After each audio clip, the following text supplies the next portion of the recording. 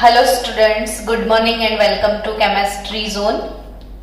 સંકીર્ણ સંયોજનો ચેપ્ટર ચાલી રહ્યું છે ને. હમણાં સુધીના તમામ લેક્ચર જોઈ લીધા છે બધાએ? આવડી રહ્યું છે, સમજણ પડી રહી છે? તો આજે કંઈક ખાસ શીખવાના મૂડમાં લાગો છો? તમારા બધાના ચહેરા એકદમ ખીલેલા ખીલેલા લાગે છે ને. શું શીખવાના છો? ઓહો, વાંચી લીધું એમ ને. શું ભણવાના છો? તમને એડવાન્સમાં કહી દઉં કે આ આખી ચેપ્ટરનું કેવો પાર્ટ ગણાય? Most IMP part. અગર સ્ફટિક ક્ષેત્રવાદ ખબર નથી તો એક એમસીક્યુ સોલ્વ જ ના થાય. એટલે આને બહુ જ સારી રીતે સમજીએ. ઘરે ગયા પછી આ જ વિડીયો જે છે એને ફ્રિક્વન્ટલી રિવાઇઝ કરવો બહુ જરૂરી છે. આજે જુઓ તો 5 દિવસ પછી ફરી રિપીટ કરજો, એટલે 100% સ્ફટિક ક્ષેત્રવાદમાં કોઈ કચાશ નહીં રહી જાય. સ્ફટિક ક્ષેત્રવાદ ક્રિસ્ટલ ફિલ્ડ થિયરી, CFT કહેવાય. Crystal field theory. બોર્ડમાં આખો પ્રશ્ન 4 માર્કના પ્રશ્નમાં આવે છે. કેટલા માર્ક્સના ક્વેશ્ચનમાં? 4 માર્ક્સ. ને વારંવાર મેં તમને કીધું છે આગળ ઘણા બધા લેક્ચર્સમાં કે આ જે પ્રકરણ છે સંકીર્ણ સંયોજનો એ according to our Gujarat board paper style આમાંથી 4 માર્ક્સનો ક્વેશ્ચન છે. એટલે બહુ જ ઇમ્પોર્ટન્ટ ચેપ્ટર્સ છે. સ્ફટિક ક્ષેત્રવાદ થિયરી ઘણા લોકોને સમજણ નથી પડતી, એટલે જ આપણે ધીરે ધીરે આજે સ્લો ગોઈંગ મોશનમાં જઈએ, નાની નાની વાતોને સમજીએ. તમને સમજણ પડશે એવો મને વિશ્વાસ છે. તમને મારા પર વિશ્વાસ છે ને કે નથી? છે એવું બોલો. ચલો, કોઈ પણ સંકીર્ણ સંયોજન હોય, ધારો કે આ એક સંકીર્ણ છે Ni NH3 6 + 2. ધારો કે આવું કોઈ સંકીર્ણ સંયોજન છે. આ સંકીર્ણ સંયોજનમાં ધાતુ આયન તરીકે કોણ છે? નિકલ. હવે આપણે જો એને સંકીર્ણ હતી એટલે કે આ જે 6 એમોનિયા લિગેન્ડ કહેવાય. શું કહેવાય?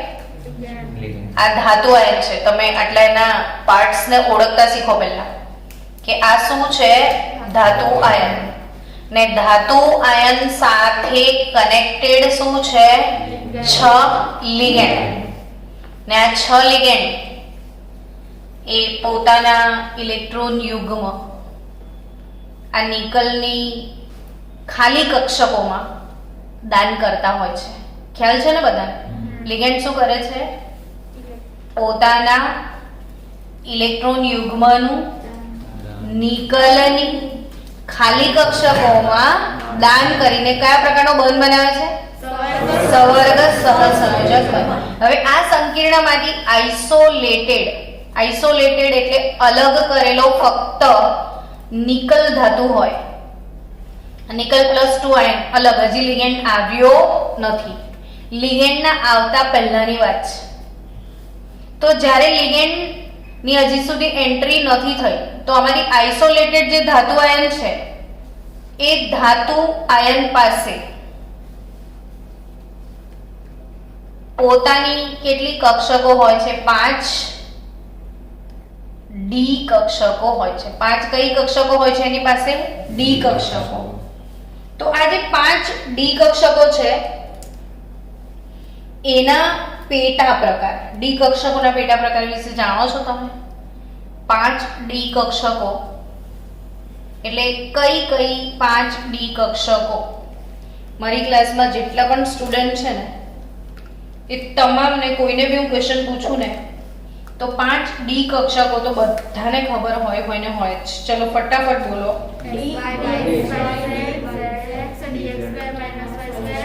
dx y પછી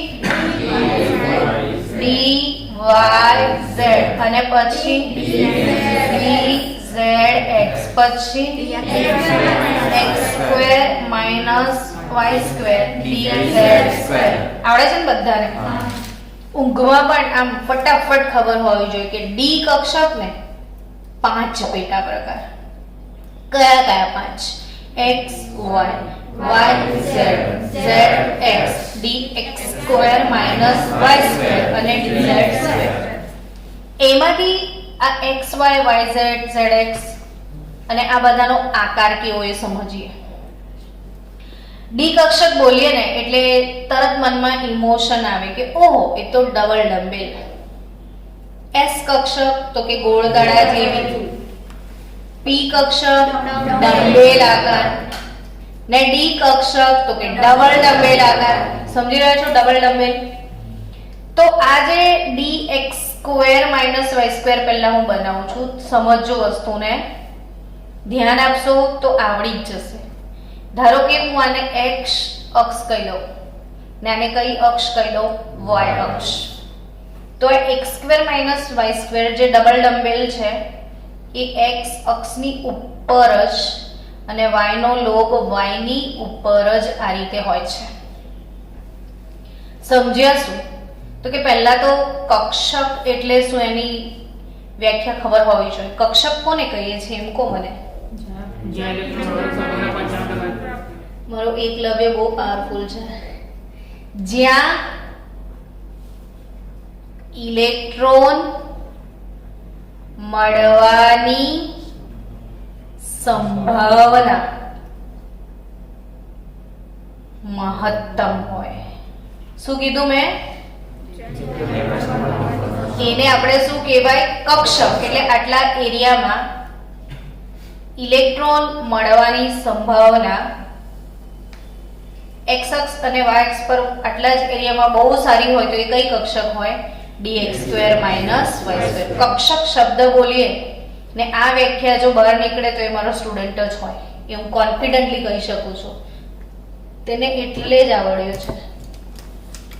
તો શું કીધું મેં કે કક્ષક કોને કહેવાય? કે જ્યાં ઇલેક્ટ્રોન મળવાની સંભાવના કેવી હોય? મહત્તમ. આ કઈ કક્ષક છે? dx² - y². શું જોયું તમે? તો કે અક્ષની ઉપર છવાયેલી છે. ક્યાં છવાયેલી છે? સમજવાની વાત આ છે કે એ ક્યાં છવાયેલી છે? અક્ષ પર. એટલે ઇલેક્ટ્રોન મળવાની સંભાવના અક્ષ પર છે. કઈ અક્ષ પર? x અક્ષ અને y અક્ષ. તમે ક્યારેક લાઈફમાં ગ્રાફ દોર્યો હશે ને, તો હંમેશા આપણે ગ્રાફ દોરીએ ને એટલે પહેલા અક્ષ દોરીએ, આમ એક અક્ષ, પછી એને 90 ડિગ્રીના ખૂણે બીજી અક્ષ આવે અને એનો ત્રીજો 90 ડિગ્રીનો ખૂણો એટલે આ રીતે લેવાય આમ. તો આ કઈ અક્ષ આવે? z અક્ષ. હવે પેપર પર તો આપણે આ રીતે z બતાવીશું, જો x y બતાવીશું તો ધારો કે z અક્ષ dz². તો અહીંથી નીટનો MCQ આવે છે ઘણી વખત કે કઈ ડી કક્ષક એવી છે જે સિંગલ ડમ્બેલ છે? તો એ dz². બધી ડબલ ડમ્બેલ છે. કોણ સિંગલ ડમ્બેલ છે? ધારો કે આ કઈ અક્ષ છે? z અક્ષ છે. તો એની સમમિતિ z અક્ષની ઉપર હોય આ રીતે જો, ને બે વલાય હોય છે આવી રીતે વચ્ચે, આવી હોય dz². Single dumbbell. એટલે અહીંથી યાદ રાખજો, MCQ થશે આ કે કઈ ડી કક્ષક સિંગલ ડમ્બેલ છે? dz². સારું, મને એમ કહેશો આ બે મેં કઈ કક્ષકોનો પિક્ચર પહેલા દોર્યો? dx² - y² અને dz². ને આ બંને જ કક્ષકો તમે એક વસ્તુ નોટિસ કરી, અક્ષ પર છવાયેલી છે. ક્યાં છવાયેલી છે? હવે આ ત્રણે મળીને x y ને z ત્રણે અક્ષ કવર ના થઈ ગઈ? અને જે અક્ષ પર છવાયેલી હોય એમનો ટર્મ સિમ્બોલ આપવામાં આવ્યો છે Eg. શું ટર્મ સિમ્બોલ છે એમનો? Eg. એટલે અક્ષ પર છવાયેલી કક્ષકોને આપણે શું કહેતા હોઈએ છીએ? Eg કક્ષકો. મને લાગે છે કે CFT શરૂ થઈ ત્યાં સુધીમાં, હમણાં સુધીમાં તો કોઈ ડાઉટ તમને આવ્યો નહીં હોય. આવ્યો કોઈ ડાઉટ? નહીં ને? શું ભણ્યા તમે? ડી ને કેટલા પેટા પ્રકાર છે? 5. 5 માંથી 2 પેટા પ્રકાર dx² - y² dz² ક્યાં છવાયેલા છે? અક્ષ પર, અને તેમને શું કહેવામાં આવે છે? ઈજી કક્ષકો કહેવામાં આવે છે. હવે આ ત્રણ તો કે x y આપણે દોરીએ ને તો કઈ રીતે દોરાય સમજાવું છું. કે ધારો કે આ તમે x અક્ષ દોરી રહ્યા છો અને આ y દોરી રહ્યા છો, બરાબર? તો આ જે dxy છે એ હવે અક્ષ પર નથી, સમતલમાં હોય છે. x અને y નો જે સમતલ મળ્યો ને આ એ સમતલમાં હોય. આ બેનને ક્યાં હોય? અક્ષની ઉપર. દેખ્યો તમે આકૃતિ અક્ષની ઉપર છે. જ્યારે આ ત્રણ ક્યાં છે? સમતલમાં. આને સમતલ કહેવાય. આ ભાગ શું કહેવાય? સમતલ. તો xy સમતલ છે. તો xy સમતલમાં આ કયા સમતલમાં? આ કયા સમતલમાં? ઓકે. તો xy સમતલમાં એટલે સમજો કે આ બી તો xy સમતલ જ થયો. તો આવી રીતે આ અક્ષની આજુબાજુ ફેલાયેલી, જો અક્ષની દંડી સાઈડ પર રહી ગઈ, એવી રીતે આ આવી રીતે હોય. એટલે અક્ષ સાઈડો પર છે ને, આ સમતલમાં છવાયેલી છે ને કઈ કક્ષા?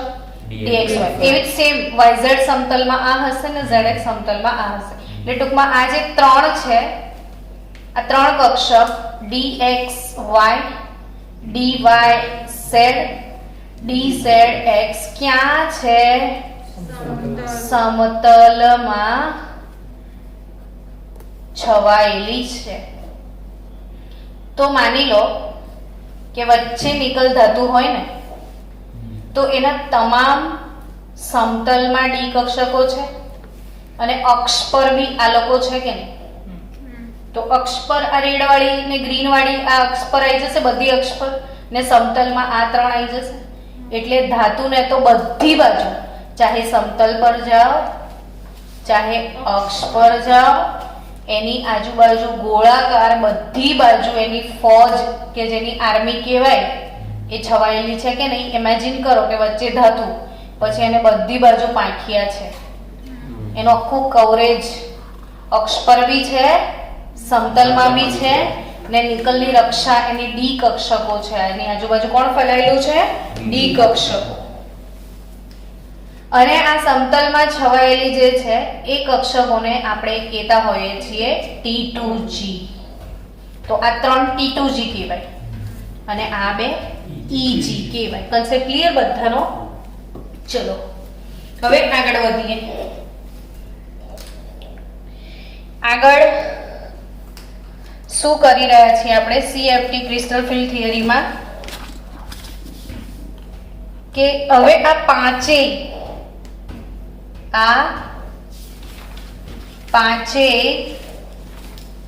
ડી કક્ષકો ની શક્તિ એટલે કે ઊર્જા સમાન હોય છે. પાંચેયની ઊર્જા કેવી હોય છે? સમાન.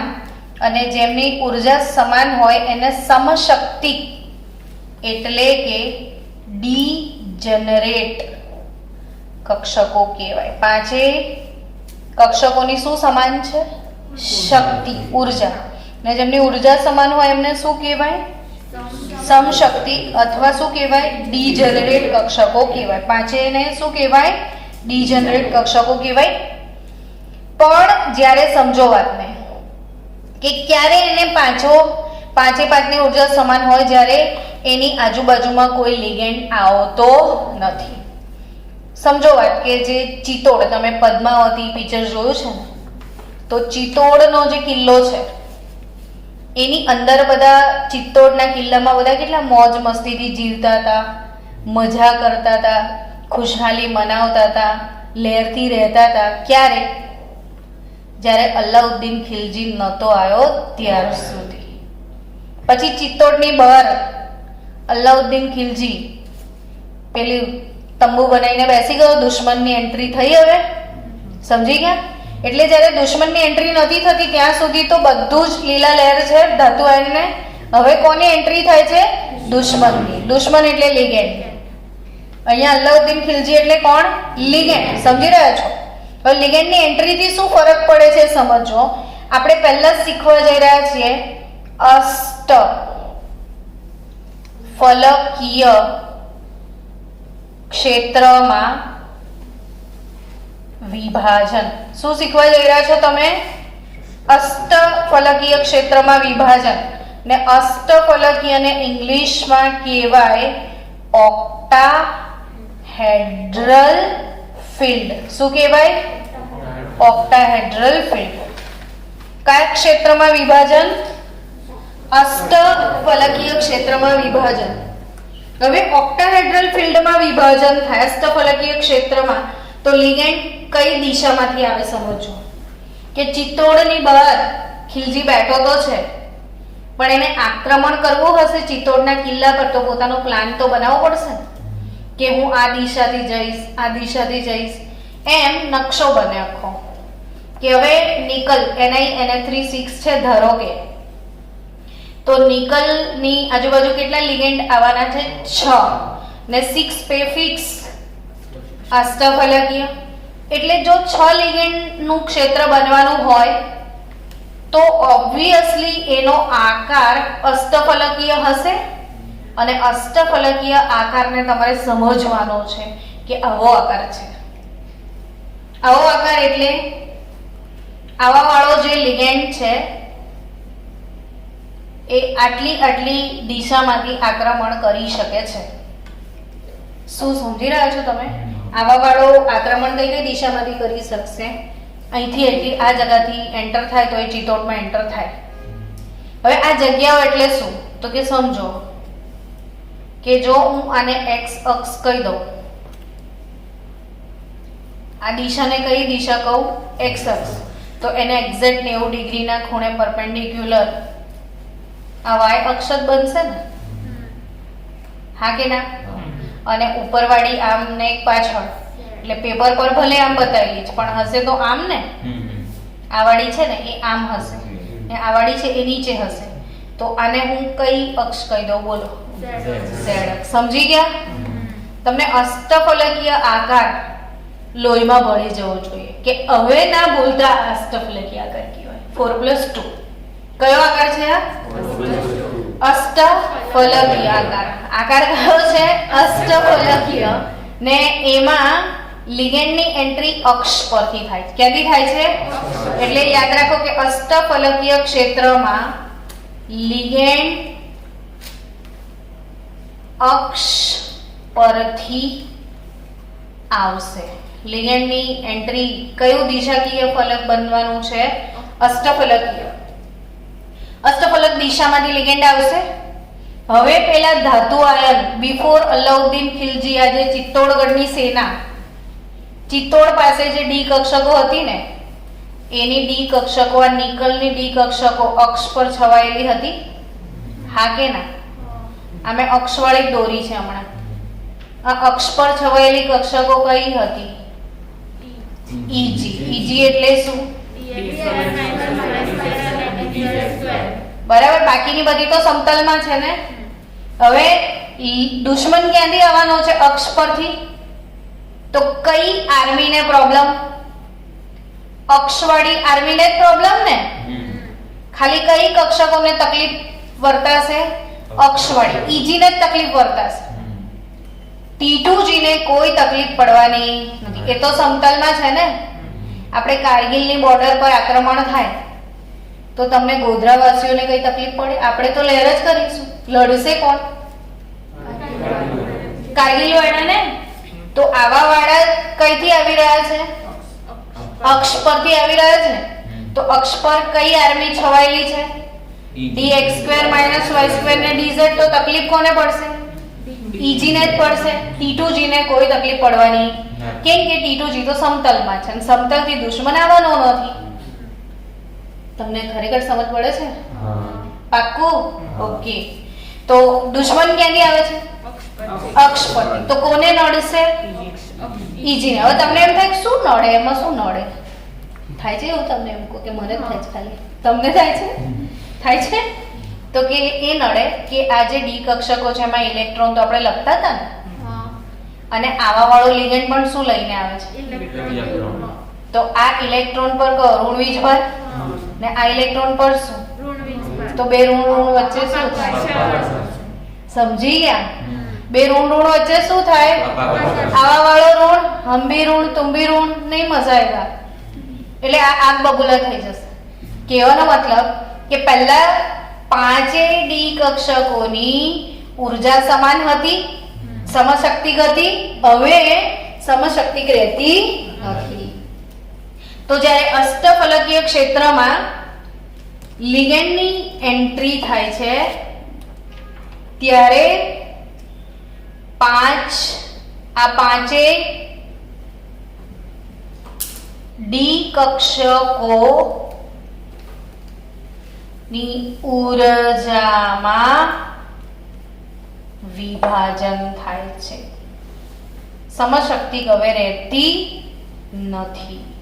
ને કેવી રીતે સ્પ્લિટિંગ થાય સમજો કે આ 5 સમશક્તિક ડી કક્ષકો હતી એ એક્સાઇટેડ મોડમાં આવશે, ઉત્તેજિત થશે ને પછી એની ઉર્જામાં વિભાજન થશે. ને સૌથી વધારે ગુસ્સામાં કોણ આવી ગઈ છે? ઈજી ગુસ્સામાં છે. શાંત કોણ બેઠી છે? એમને કોઈ નડતર છે નહીં. તો T2G નીચે તરફ જશે. આ જે છે એ એનર્જી ડાયાગ્રામ છે, ઉર્જાનો ડાયાગ્રામ છે. એટલે ઉપર તરફ જાવ તો ઉર્જા વધે. તો સૌથી વધારે હવામાં ફંગોળાય કોણ? ઈજી. એની ઉર્જા વધી જશે. આ બે વચ્ચે જ્યાંથી ઝઘડો પડે છે, તૂટે છે, એને બેરી સેન્ટર કહેવાય. શું કહેવાય? બેરી સેન્ટર. શું કહેવાય? કયું સેન્ટર કહેશો તમે એને? બેરી સેન્ટર. અને બેરી સેન્ટરથી આ જે બંને વચ્ચેનો જે ઉર્જાનો તફાવત સર્જાયો, આ બે વચ્ચે ઉર્જાનો તફાવત આવ્યો, હા કે ના? એ ઉર્જાના તફાવતને ડેલ્ટા ઓ કહેવાય. ઓ એટલે ઓક્ટાહેડ્રલ. અષ્ટફલકીય ક્ષેત્ર માટે બે કક્ષકો વચ્ચેનો ઉર્જાનો તફાવત. કોના કોના વચ્ચેનો? T2G અને EG વચ્ચેનો ઉર્જાનો તફાવત શું કહેવાય? ડેલ્ટા ઓ. એનર્જી ગેપ, શક્તિ ગેપ શું કહેવાય? ડેલ્ટા ઓ. ધ્યાન ક્યાં છે? અહીંયા છે ને. તો આ બંને વચ્ચેનો ઉર્જાનો તફાવત શું કહેવાય? હવે અહીંયા એક વસ્તુ યાદ રાખજો કે લિગેન્ડ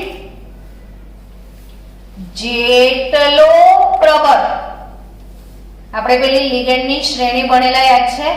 આઈ બહાર સકીના કી ગલી. સૌથી વધારે પ્રબળ લિગેન્ડ કોણ હતો? CO. લિગેન્ડ જેટલો પ્રબળ એટલો ડેલ્ટા ઓ નું મૂલ્ય ઊંચું. જેટલો વધારે લિગેન્ડ એટલો ફાટ વધારે ચડે. ખબર પડી કે નહીં? એટલે જેટલો લિગેન્ડ વધારે પ્રબળ ને એટલી વધારે ફાટ મોટી પડે એમ.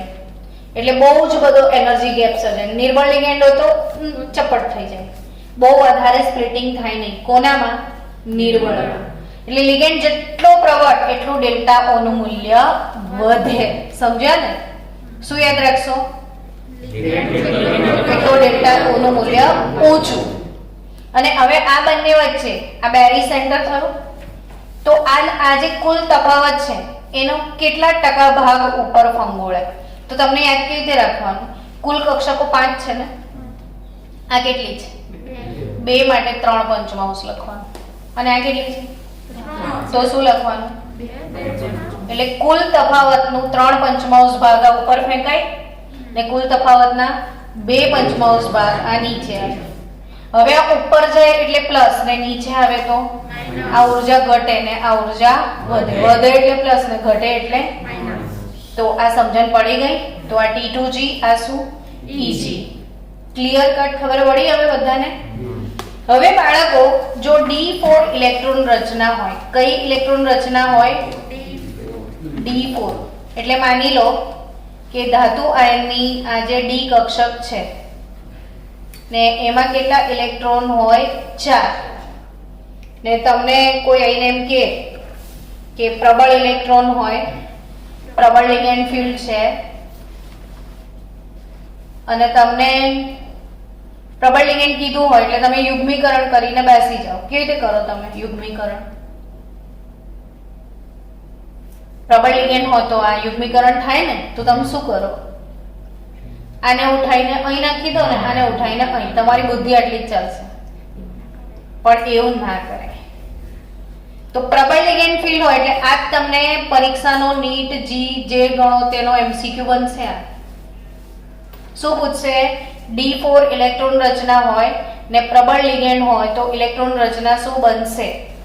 તો કે હવે D4 સિસ્ટમ છે એટલે તરત તમારે એક્ઝામમાં આવું મૂકી દેવાનું કે ઉપર EG ને નીચે શું T2G મૂકી દેવાની. આટલું તો આવડી જ જશે ને હવે તો, કે અષ્ટફલકીય ક્ષેત્ર છે એટલે ઉપર EG ને નીચે કેટલા ઇલેક્ટ્રોન ભરવાના છે? 4. તો આઉબાઉ ને પૌલી ને હુમના સિદ્ધાંતો લગાડવા પડે ને ધંધે. તો આઉબાઉ શું કહે છે? ઇલેક્ટ્રોન પહેલા નીચી ઉર્જા, તો નીચી ઉર્જા એટલે નીચે વાળી છે, તો ઇલેક્ટ્રોન અહીંયા જશે ને પહેલા 1 2 ને 3. અને હુંડ શું કહે છે? કે જ્યાં સુધી શક્ય હોય ત્યાં સુધી અયુગ્મિક રહેવાનું વલણ ધરાવે છે, એટલે યુગ્મીકરણ નહીં થાય. હવે ચોથો ઇલેક્ટ્રોન ક્યાં જશે? હવે યુગ્મીકરણ થશે. તો 4 હોય ને તો તમે આ બંને અહીંયા ના મોકલાય, એક જ આવશે. ખ્યાલ આવ્યો? તો ઇલેક્ટ્રોન રચના શું બને 4 હોય તો T2G4 થઈ અને EG0 થશે. T2G4 અને શું EG0. સમજાઈ રહ્યું છે? T2G4 અને EG0. તો આ ઇલેક્ટ્રોન રચના D4 ઇલેક્ટ્રોન રચના હોય, 4 હોય અને પ્રબળ લિગેન્ડ હોય તો આ બને. હવે 4 હોય ને નિર્બળ હોય, આ લખાઈ ગયું બધાને? આ ખબર પડી ગઈ? આ બેરી સેન્ટર છે. આ બેરી સેન્ટર થી કેટલી ઊંચી ફંગોળે? +3/5 ને કેટલી નીચે આવે? હા. હવે આ કઈ ઇલેક્ટ્રોન રચના છે? D4. તો D4 ઇલેક્ટ્રોન રચના છે, D4 ઇલેક્ટ્રોન રચના. અને હું કેવો લિગેન્ડ કહું છું હવે? નિર્બળ લિગેન્ડ. તો શું કહેશો? બોલો. નિર્બળ લિગેન્ડ હોય તો આપણે તો નીચે કોને બતાવવાની છે? T2G ને. ઉપર કોણ છે? EG. કુલ ઉર્જાનો તફાવત બોલો. ડેલ્ટા. આ બેરી સેન્ટર કહેવાય. બેરી સેન્ટર થી કેટલું ઉપર હોય? Delta O. ને આ કેટલું નીચે હોય? આટલું તો હંમેશા લખી જ દેવાનું, આદત જ પાડી દેવાની. હવે તમારે આની અંદર ઇલેક્ટ્રોન D4 ઇલેક્ટ્રોન રચના છે, નિર્બળ લિગેન્ડ છે, સમજો. તો 1 2 3 નિર્બળ લિગેન્ડ છે એટલે બહુ ઉર્જાનો તફાવત, એટલે ચોથો ઉપર જશે. ને પ્રબળ હોય તો અહીંયા યુગ્મીકરણ થાય, નિર્બળ હોય તો ઉપર છે. હવે આની તમને આવા પ્રશ્નો આવશે. CFSE ઉર્જા ગણો. આ સંકીર્ણની શું ગણવાનો પ્રશ્ન આવે? CFSE ઉર્જા ગણો. ક્રિસ્ટલ ફિલ્ડ સ્ટેબિલાઇઝેશન એનર્જી, સ્ફટિક ક્ષેત્રની સ્થાયીકરણ ઉર્જા. તો કે ઉર્જા ગણાય. તો કે જો આ નીચેવાળી T2G માં કેટલા ઇલેક્ટ્રોન છે? અને ઇલેક્ટ્રોન રચના શું છે? T2G3 EG1. T2G3 તો ઉર્જા કેટલી ગણાય? કુલ જો એમાં 3 ઇલેક્ટ્રોન છે, 1 2 ને 3 ઇલેક્ટ્રોન છે, એમની ઉર્જા શું છે? -2/5 ડેલ્ટા O છે. અને ઉપર 1 ઇલેક્ટ્રોન છે, એની ઉર્જા +3/5 ડેલ્ટા O. પડી કે નહીં સમજણ?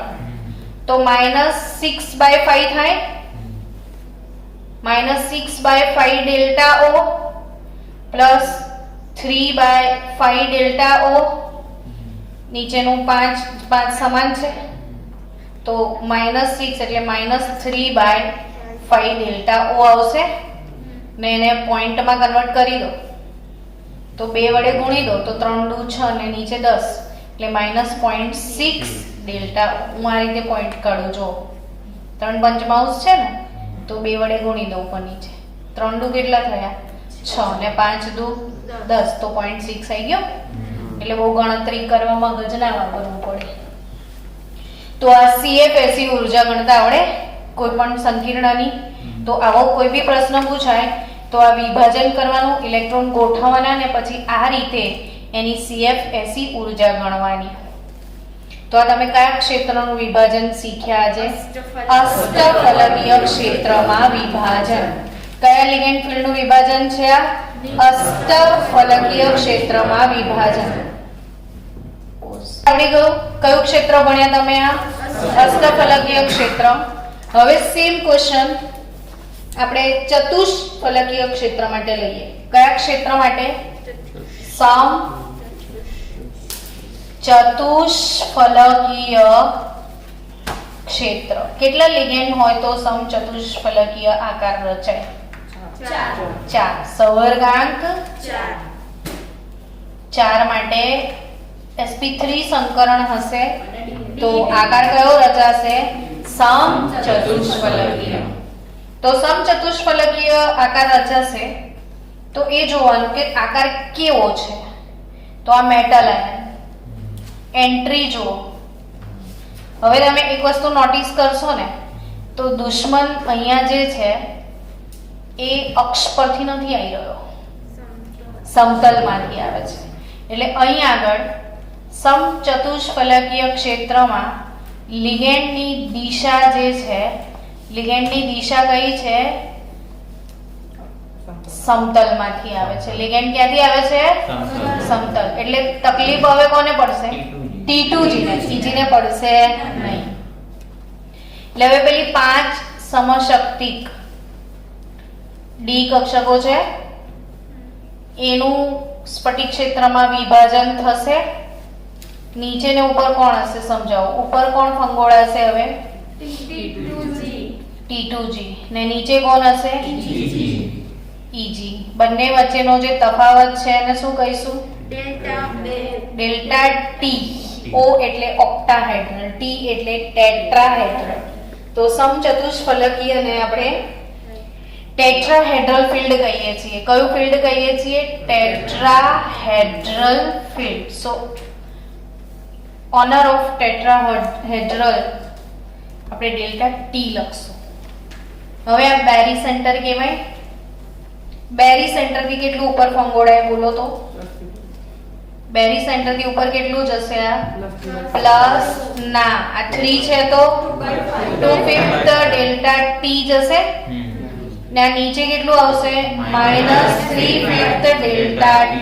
સમજ પડી જ રહી છે તમને? તો આ પ્લસ 2/5 ડેલ્ટા T, આ -3/5 ડેલ્ટા T. તો આ કયા ફિલ્ડનું તમે ભણ્યા? સમચતુષ્ફલકીય. હવે અહીંયા શું યાદ રાખવાની વાત છે તો કે સેમ લિગેન્ડ અને સેમ ધાતુ આયન માટે નિકલ ધારો કે એમોનિયા સાથે સમચતુષ્ફલકીય સંકીર્ણ બનાવે છે સવર્ગાંક 4 વાળું, અને એ જ નિકલ એમોનિયા સાથે માની લો કે સવર્ગાંક 6 વાળું બી બનાવે છે. તો એ બેમાં કઈ એનર્જી વધારે હોય? તો યાદ રાખજો હંમેશા delta O greater than delta T થાય સમાન ધાતુ અને લિગેન્ડ માટે. સમાન ધાતુ અને લિગેન્ડ માટે હંમેશા શું વધારે હોય? Delta O. એક જ ધાતુ આયન એક જ લિગેન્ડ એનું 4 વાળું સંયોજન પણ બને અને 6 વાળું પણ બને તો એનો વધારે શું હોય? હંમેશા ડેલ્ટા O. ને એનો એક રિલેશન છે ડેલ્ટા O બરાબર +4/9 delta T is equal to +4/9 delta O. Delta T is equal to શું? 4/9 ડેલ્ટા O. હવે આ 9 ધરી લો. ડેલ્ટા O કેટલા ધરી લો? 9. તો 9 કેન્સલ થાય તો આ ડેલ્ટા T 4 જ રહે ને. સમજ્યા? તો હંમેશા વધારે શું હોય? Delta O.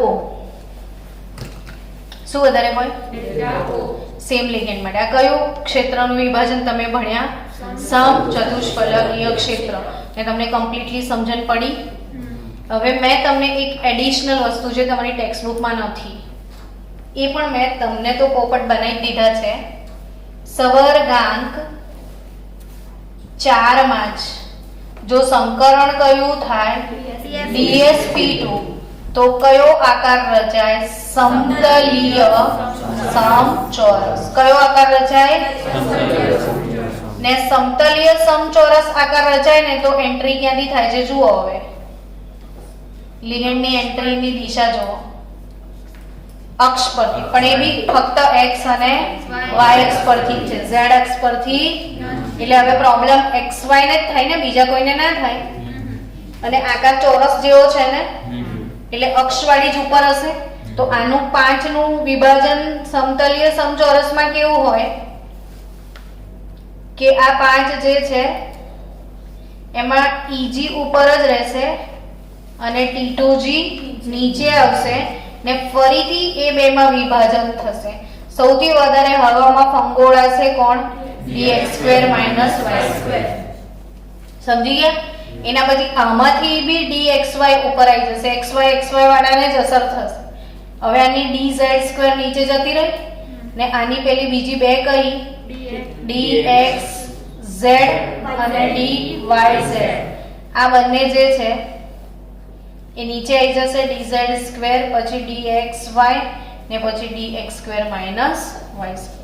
આ કયા સવર્ગાંકનું છે? 4 સવર્ગાંક dsp2 સમતલીય સમચોરસ આકાર. તો લિગેન્ડની એન્ટ્રી પાછી અક્ષ પરથી થાય એટલે સૌથી વધારે તકલીફ કોને પડે? dx² - y². એટલે આવો જો પ્રશ્ન આવે કે dsp2 સંકરણ થાય, કયું સંકરણ? તો એમાં કઈ d ભાગ ભજવે છે? તો dx² - y². dsp2 સંકરણમાં કોણ ભાગ લે છે? dx² - y². તો આવા સંકરણના પ્રશ્નો હવે તમને આજ આપણું કયું સંકરણ છે? આ કયું સંકરણ છે બોલો? અષ્ટફલકીય ક્ષેત્ર છે ને? અષ્ટફલકીય ક્ષેત્ર એટલે સંકરણ D2sp3 અથવા sp3d2 સંકરણ થાય. તો નીટ વાળા આવો પ્રશ્ન પૂછશે તમને કે આ D2 જે છે કઈ બે D છે? તો આ વાળી બે D હશે ને, કઈ બે D હશે એમાં? dx² - આ બંને D ભાગ લેશે. સમજી ગયા? D2sp3 હોય કે sp3d2 આકાર અષ્ટફલકીય હોય તો અષ્ટફલકીયમાં પ્રોબ્લેમ EG ને છે તો કઈ D કક્ષક ભાગ ભજવશે? dx² - y² અને dz². અને dsp2 સંકરણમાં કઈ D હોય? તો dx² - y². તો તમે સમજી ચૂક્યા છો. હવે તમારી ચોપડીમાં આ જ વસ્તુ પર વધારે ધ્યાન આપ્યું છે, જે મેં તમને ફોકસ કર્યું હતું કે D4 ઇલેક્ટ્રોન રચના હોય. શું? કઈ ઇલેક્ટ્રોન ગોઠવણી? D4. તમે ઘરે જઈને આજે શું કરજો જો, D1 D2 D3 D4 D5 D6 D7 D8 D9 અને કઈ D10. આ બધા માટે સ્ફટિક ક્ષેત્ર વિભાજન દોરીને લાવજો કાલે અષ્ટફલકીય ક્ષેત્રનું. તો હમણાં જ આપણે ભણ્યા કે D4 હોય, કઈ સિસ્ટમ હોય? D4. અને લિગેન્ડ કેવો હોય? પ્રબળ. લિગેન્ડ કેવો હોય? તો પ્રબળ લિગેન્ડ હોય તો ડેલ્ટા O નું મૂલ્ય ઊંચું હોય કે ના હોય? અને ડેલ્ટા O નું મૂલ્ય કેવું હોય? ઊંચું. તો delta O greater than P એવું તમારી બુકમાં લખ્યું છે. જે આ P શું છે ખબર છે? પેરિંગ ઉર્જા, યુગ્મન ઉર્જા, યુગ્મીકરણ ઉર્જા. હવે યુગ્મીકરણ ઉર્જા કરતા વધારે ઉર્જા કઈ છે? ડેલ્ટા O વાળી છે. તો આ પ્રબળ લિગેન્ડ ફિલ્ડ હોય તો ડેલ્ટા O ગ્રેટર ધેન શું બતાવે? P બતાવે.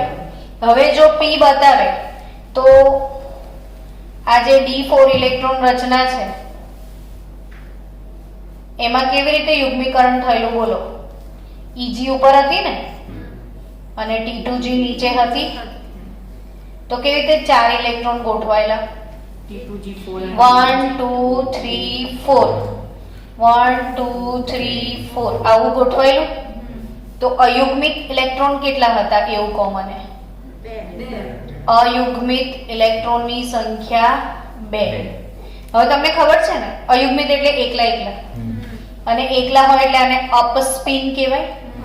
તો આની સ્પિન વેલ્યુ +½ કહેવાય ને, અને આની સ્પિન વેલ્યુ પણ +½ તો આની સ્પિન વેલ્યુ સ્પિન મલ્ટિપ્લિસિટી અથવા સ્પિન ગુણકતા જેને કહેવાય એ ½ + ½ 1 થઈ. હા કે ના? ક્યારે d4 ઇલેક્ટ્રોન રચના હોય ને લિગેન્ડ કેવો હોય પ્રબળ, ત્યારે એની સ્પિન વેલ્યુ એટલી આવી.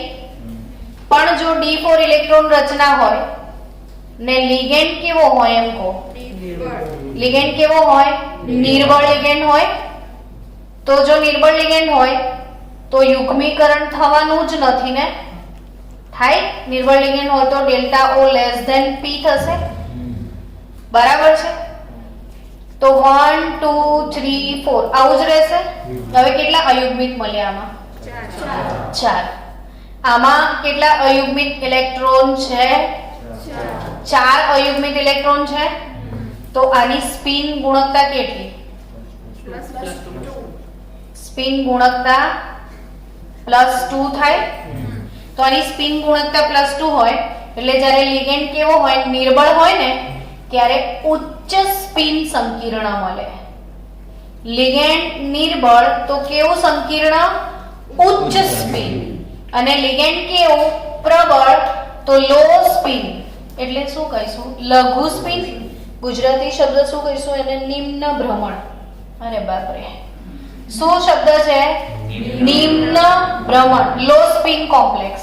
અને આ હાઈ સ્પિન કોમ્પ્લેક્સ. એટલે નિર્બળ લિગેન્ડ હોય ને તો બહુ યુગ્મીકરણ થતું તો વધારે સ્પિન મળે તમને. એટલે આ ઉચ્ચ સ્પિન સંકીર્ણ કહેવાય અને આ નિમ્ન ભ્રમણ સંકીર્ણ. ક્યારે? પ્રબળ લિગેન્ડ હોય ત્યારે. તો તમને સ્ફટિક ક્ષેત્રવાદ, રાસાયણિક પેલી સ્પેક્ટ્રોકેમિકલ શ્રેણી ને આ તમામ વસ્તુઓને જે બુકમાં છે એ પણ ને નથી એ પણ એડિશનલ બધું જ મેં સમજાવી દીધું છે. તો આવતીકાલનો ટોપિક હશે સંકીર્ણ અથવા સવર્ગ સંયોજનોમાં રંગ.